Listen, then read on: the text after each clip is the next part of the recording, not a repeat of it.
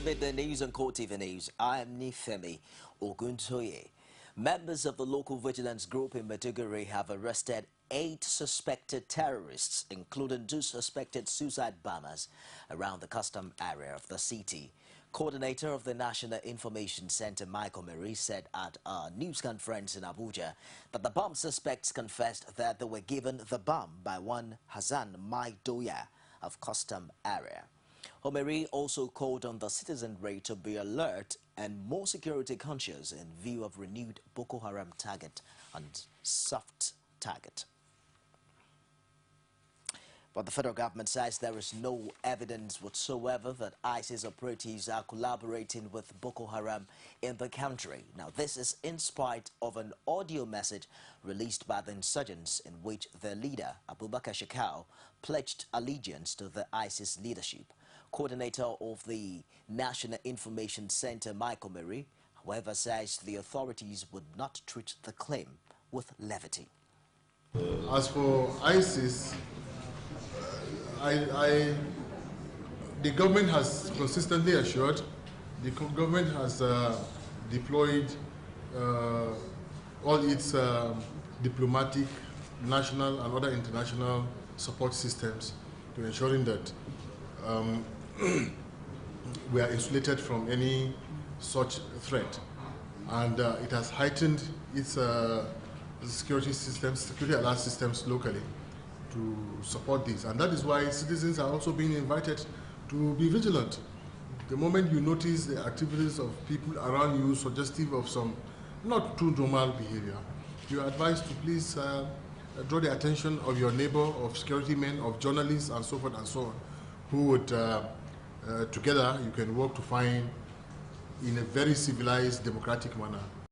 The National Orientation Agency, NOA, has awarded Josephine Ugu, a female contract staff of the Federal Airport Authority of Nigeria at the Murtala Mohammed International Airport in Lagos, with the NOA Citizens Responsibility Award in recognition of her outstanding display of honesty. Announcing the award in Abuja, the NOA Director General, Michael Mary, said the agency was honoring the cleaner for returning 12 million naira in a bag forgotten by a traveler inside the screening area of the airport.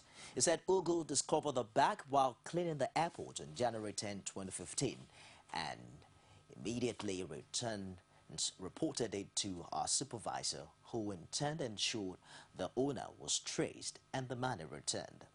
Oberi said such honesty was typical of the true Nigerian and in line with the national core values as enshrined in the Constitution.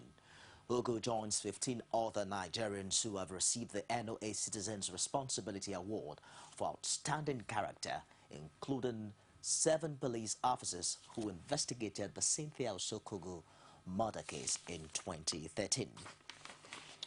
One-time Minister of Defense Theophilus Danjuma has held a closed-door meeting with President Goodluck Jonathan at the presidential villa in Abuja. The meeting lasted barely 15 minutes, but Danjuma was not prepared to reveal details. He told State House correspondents that the agenda of the short meeting was confidential. Danjuma added that he was at the presidential villa to find out developments in the country, having just returned from a foreign trip. The presidential candidate of the All Progressives Congress, Muhammadu Buhari, has again repelled suggestions that he is a religious fanatic. Now, he insisted that nobody can impose Sharia law on the country. Buhari said this at a town hall meeting in Kaduna, which attracted a cross-section of Muslim and Christian clerics. The APC presidential candidate was represented by his running mate, Yemi Osinbajo.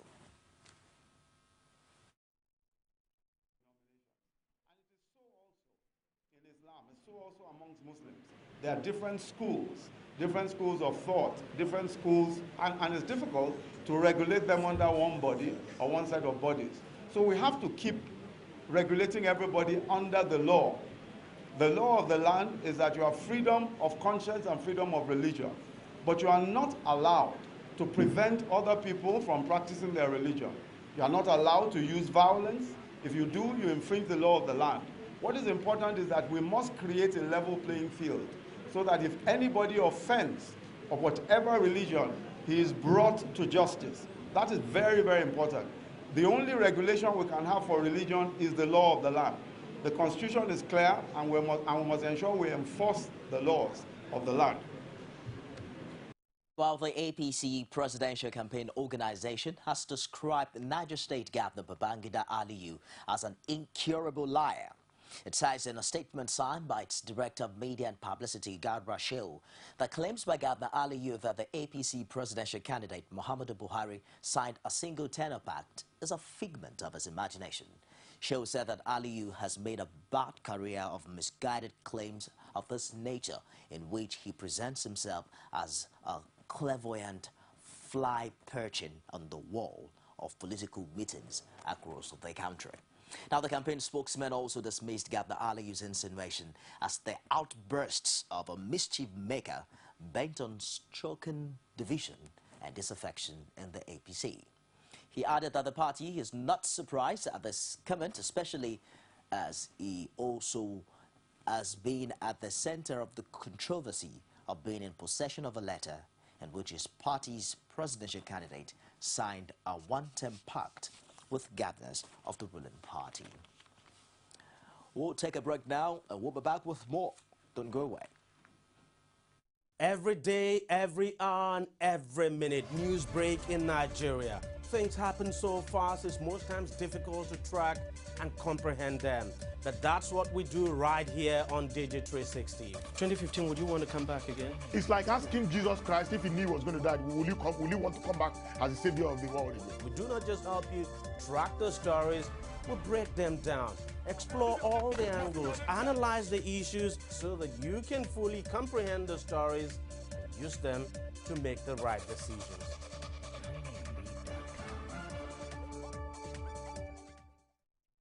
Thanks for joining us again. You can also get all of our top stories on any of our social media platform. On Facebook, it's facebook.com/CoreTV News. And our Twitter handle is at CoreTV News NJ. We're also streaming live on YouTube. It's youtube.com/CoreTV with a space and news. Moving on now, the Kaduna Metropolis literally stood still for the presidential candidate of the All Progressives Congress, Muhammadu Buhari, as he began the final lap of his campaign rally. Speaking at the well-attended zonal rally at the permanent site of the Kaduna International Trade Fair Complex along Zaria-Kano Expressway, Buhari said his administration would not condone stealing if given the mandate on March the 20th. On the issue of past corrupt leaders facing trials in various courts across the country, he pledged to allow the courts to decide on those cases. Buhari, however, noted that whoever is indicted of corruption between 1999 and the time of the swearing-in will be pardoned. I'm going to draw a line. Anyone who involved himself in corruption after I assume office will face the music. End of quote. The APC presidential candidate called on all his supporters not only to embrace his clamor for change, but to also get their PVCs and vote out the PDP. He said another 4 years on the PDP would make it 20 years of poverty, corruption, lack of power, as well as several challenges militating against the development of the country. The rally was to have held at the Murtala Mohammed Square in the metropolis, but APC was denied access to the place. The Senate has now confirmed the nomination of former Minister of State for Defense, Musiliu Obanikoro, for ministerial appointment. Obanikoro, whose confirmation as minister came at a plenary sitting amidst a staged walkout by APC senators in the opposition, when majority members of the Senate asked him to take a bow before being a former senator. He announced his nomination via his official Twitter account, saying he has no hard feelings against APC senators who opposed his nomination.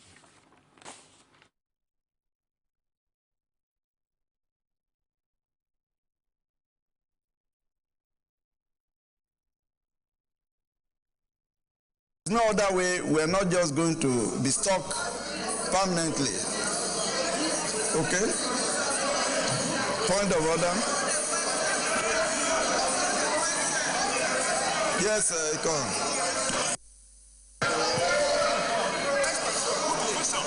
Well, distinguished colleagues, Mr. President, very very distinguished colleagues, I think we need to guide ourselves properly at this point. Is it the wish of the Senate that Senator Obanikoro should be allowed to take a bow and go? Those against say nay. The ayes have it.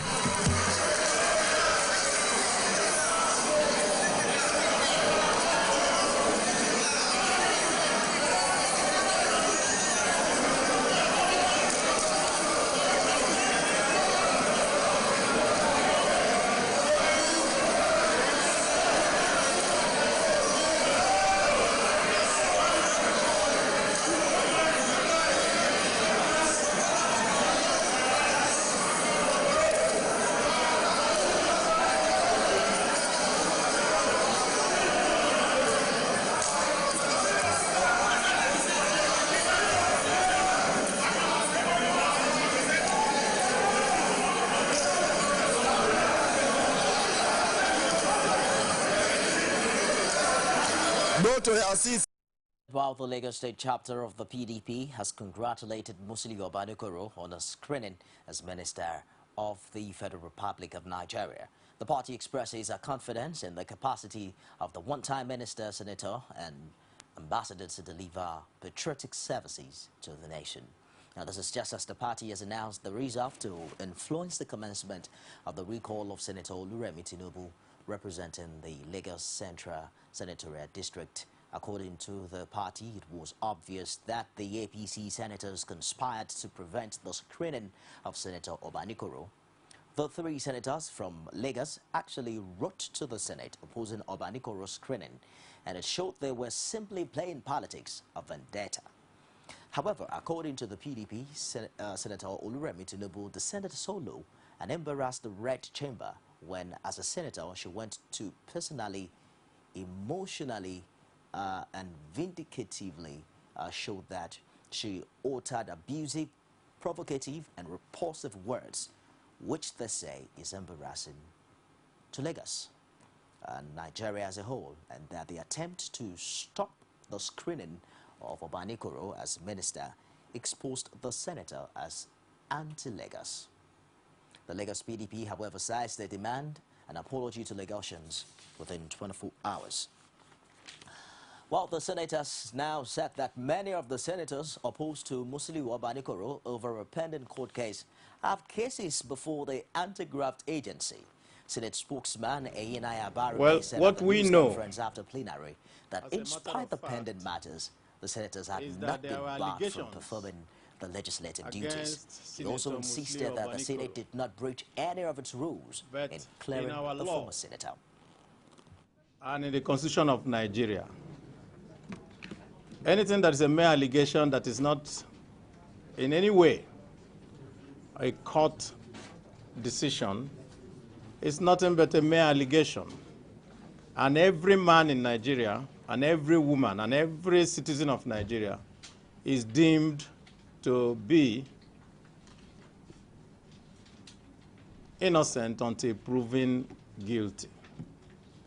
And even the senators who addressed the press conference and spoke about the qualification or non-qualification of Senator Musiliu Obanikoro are enjoying this privilege because some of them have EFCC cases and they are still in the Senate because of this privilege of being innocent until proven guilty. And so they cannot go to a press conference and try to convict somebody when the person has not been convicted in a court of law.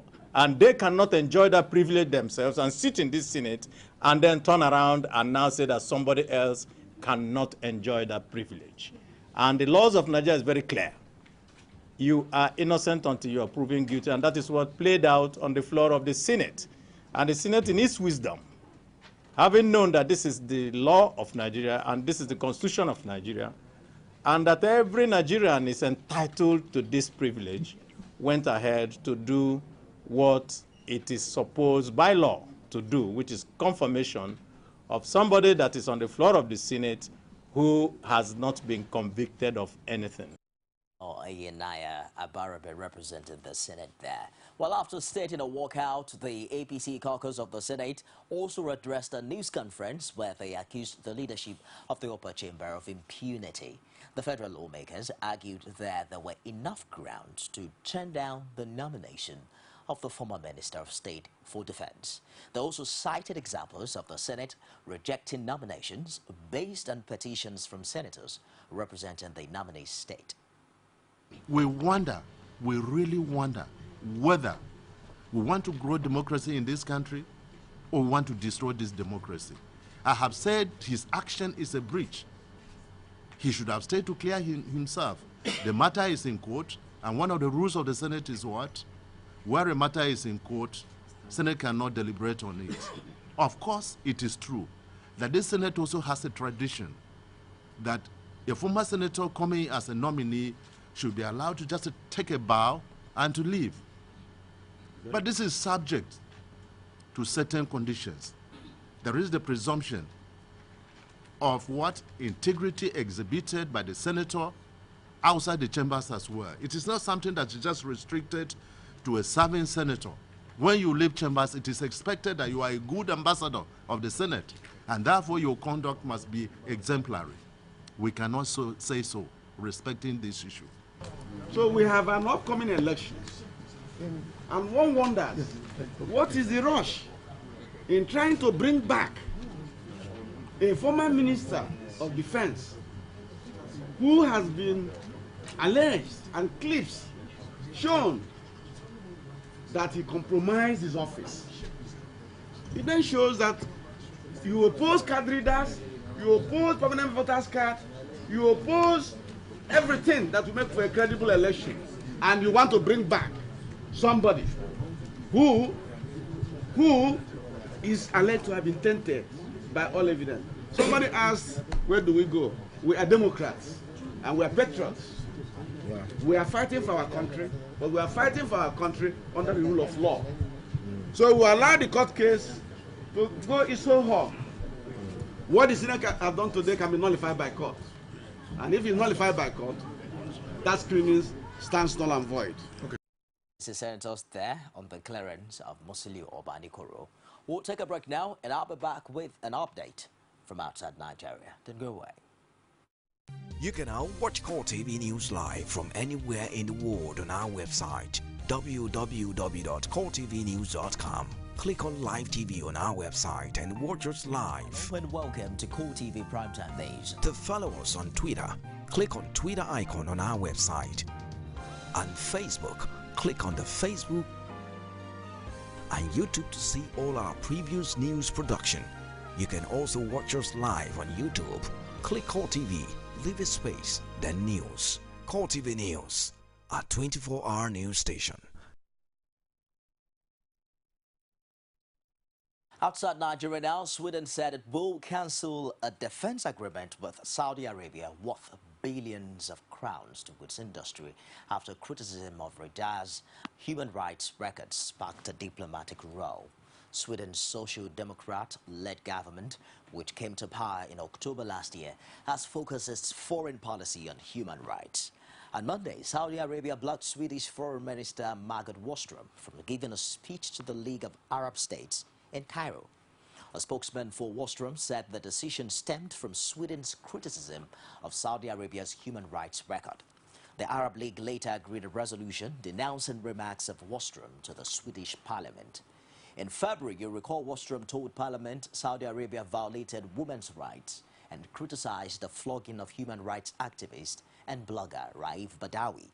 She also called Saudi Arabia a dictatorship. And that wraps it this hour on CoreTV News. Do join us again at the top of the hour for more stars. I'm Tiffany. Thanks for being there.